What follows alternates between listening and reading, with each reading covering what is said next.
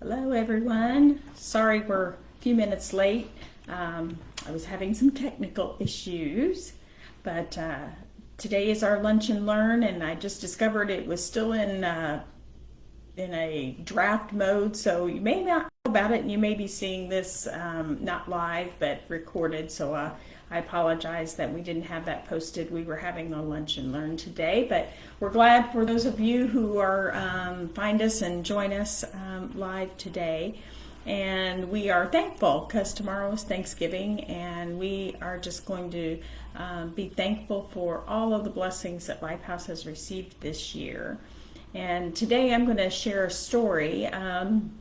For those of you that are on our mailing list that get our newsletter or any of our pieces that we mail out sometimes throughout the year, and especially our year-end piece, this is going to sound familiar because I'm going to share the story about one of our residents that we consider to be a success story, and this was part of our year-end appeal piece that went out a couple weeks ago, and then it was also featured in our newsletter, which arrived in mailboxes earlier this week. So this story is about a resident named Nikema, and her story begins, and I'm sorry I'm looking up, I'm reading a little bit about it, but her story of Nikema begins in Madero in Mexico, where she lived with her parents. And at the age of 3, Nikema's parents and her 3 younger siblings came to the United States. 3 years later, through a series of events, the children were removed from the home and entered the foster care system. Nikema considers herself and her siblings lucky because they were not split up and were eventually adopted by their first and only foster mom. Nikema was always a good student, but as a teen she began acting out and trying to find love with boyfriends. She didn't realize she was pregnant for the first 4 months. When she found out, Nikema's adoptive mom went online and found Lifehouse. Actually, I think she found us through a brochure. But when Nikema arrived at Lifehouse, she was very scared. All she had was her clothes and some books. And she ended up having no contact with her family after she arrived here. At 15 years old, Nikema knew she wasn't ready to be a parent. She had dreams to finish high school, to go on to college, and she wanted to become an artist. But she also knew that she wanted to give the child growing inside her a better life. So Nikema talked with the staff here at Lifehouse, and they shared with her that adoption was a loving choice for her child. She was encouraged to pray about what would be best for her and her baby. And Nikema decided that in order to reach her goals, adoption was the best option. And she continued to pray for just the right family for her baby. David and Aaron spent nearly 5 years trying to have a baby before looking into adoption. When David mentioned this to his physician and that they were pursuing adoption, the doctor suggested that they contact us here at Lifehouse. Throughout Nikema's pregnancy, David and Aaron met almost weekly so that they could get to know Nikema and learn about her hopes for the baby she was carrying.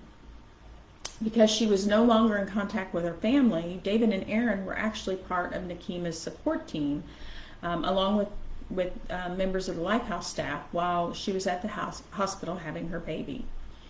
David and Aaron have told us that they are so grateful and blessed for Nikema's selfless decision to complete their family with a baby.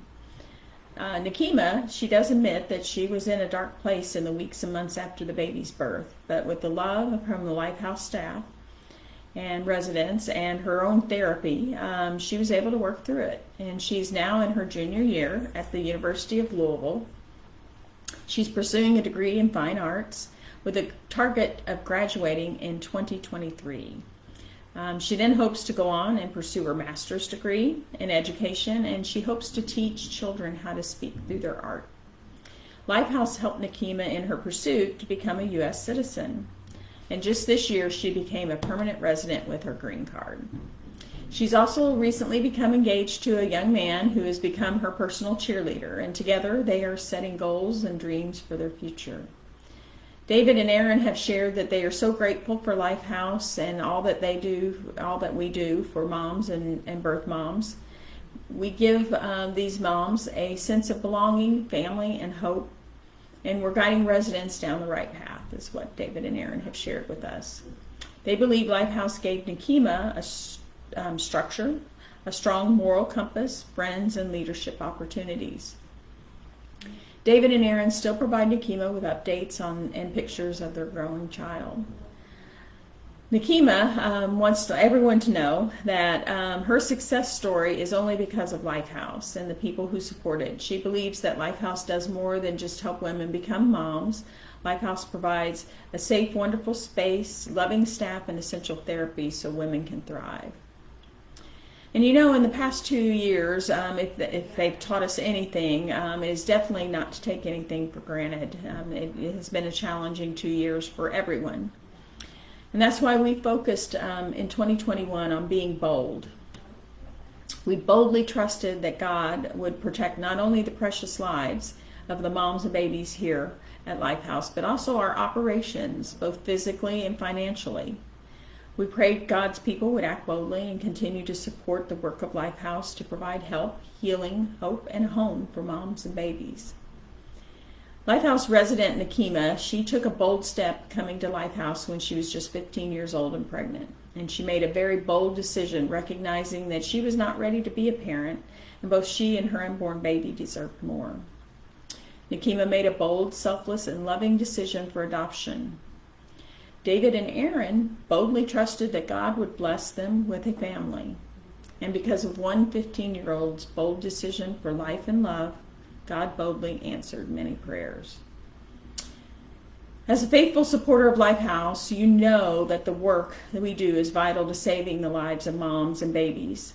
Whether a young woman decides to parent or makes a selfless decision to place her baby for adoption, Lifehouse equips her for up to 4 years with all she needs to succeed: food, clothing, a safe home, life skills, training, job readiness, goal setting, access to counseling, and of course faith development. These are just to name a few of the many things that we do for our residents here. And none of this happens without your gift to Lifehouse. If you are already a Lifehouse supporter, I hope you will prayerfully consider if you're able to increase your gift this year. Lifehouse continues to steward all of our gifts in a fiscally responsible and conservative manner. If you've never given to Lifehouse, please prayerfully consider becoming a monthly donor. It is one of the best ways you can help sustain the Lifehouse ministry. Your gift of $25, $50, or $75 a month provides life-sustaining support for Lifehouse. If you are able, you can make a greater impact by becoming a member of our Lifehouse 365 Circle. 365 Circle members commit to Lifehouse $3.65 a day for the 365 days of the year. They do this by donating $111 or more a month, or making a one-time gift of $1,332 or more. As we look forward to gathering with our families for Thanksgiving tomorrow, we will all be lifting up a special prayer for you. We thank you for being a friend of Lifehouse. We thank you for your prayers. We thank you for your generosity, and we thank you for being a blessing to all of us here at Lifehouse. And we will pray that God continues to bless you and your family in the coming year.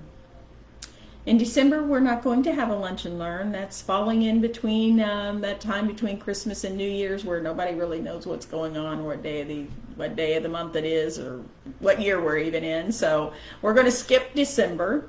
And what we're hoping to do in January, depending on how illnesses and things are going, we hope to have an in-person lunch and learn. That is our goal. After nearly 2 years of no in-person lunch and learn, we are ready to see your smiling faces again here in Lifehouse. We'll do this by beginning with a limited number of visitors, and so we're going to ask for reservations, and so we can keep our numbers somewhat small. Our kitchen renovation is in the final couple of weeks. It has been a much longer process than we anticipated. A very slow process, but we understand that there's reasons behind all of that. But we are really excited to show everyone this beautiful space. The Lifehouse Lunch and Learn is always held the last Wednesday of the month at noon. So mark your calendars. And we hope that we'll see you in person next year, and you can always bring a friend. And as always, we will do individual tours, private tours of Lifehouse. We won't include lunch with that, but maybe we can go to lunch before or something like that. But we would love to have you come and visit Lifehouse at any time at your convenience. Just give us a call so we can schedule that and make sure that someone is available here to give you the tour. This has been a challenging couple of years, again, as I've mentioned, for all of us, but Lifehouse has been quite blessed, and we know that God is going to continue to bless and support this ministry as long as He sees fit, and He will do that through God's people, and that is all of you. And so as you look at your year-end giving opportunities, I hope you will prayerfully consider Lifehouse as a part of that. We are grateful for every gift that we receive. Some people may not know, but we receive no government funding. The only way our operations continue to exist is through the generosity of individuals like you who give out of their own pockets to support our moms and babies. And we prayerfully thank each and every one of you who make that decision to give to Lifehouse. I hope that these monthly lunch and learns via video have at least given you some information on Lifehouse and what we do here, kind of given you some of the behind the scenes. In the coming year, we're working on several different events that we hope that you'll be a part of, and we'll be announcing those after the first of the year with dates. We're getting ahead of the game and making some plans quite far in advance, and so we hope you'll make plans to participate in those either as a participant or as a volunteer. We always need volunteers for our events, and that's a great way to get involved with us here at Lifehouse. So I wish you all a very, very happy Thanksgiving. I hope that you pack your elastic pants so that you can eat lots of turkey. We'll be cooking, we're cooking turkey right now so we can be prepared for Thanksgiving tomorrow for our residents that will be here. And so may God continue to bless you in the coming holiday season. Merry Christmas, Happy New Year, and we will see you in 2022. Thank you all.